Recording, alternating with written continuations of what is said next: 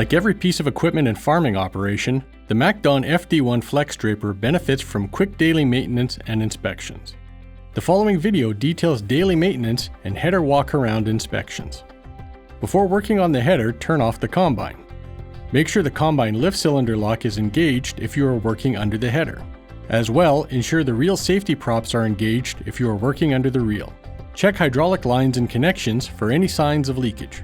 Inspect your cutting hardware and replace any damaged components.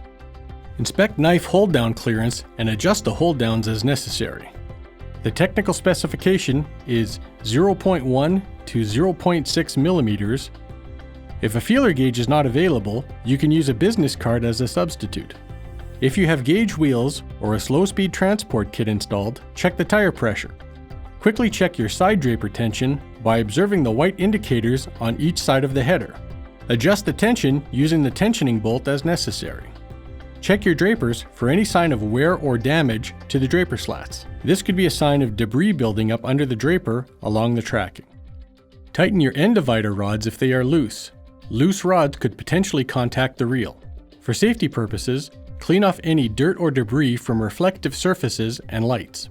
Cleaning off the combine feeder house is advised to help with adapter visibility. Blow or wipe off any debris buildup around the adapter reservoir breather cap. This ensures that the breather works as intended.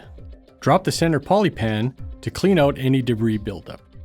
Performing daily maintenance will help increase header performance and reduce header downtime.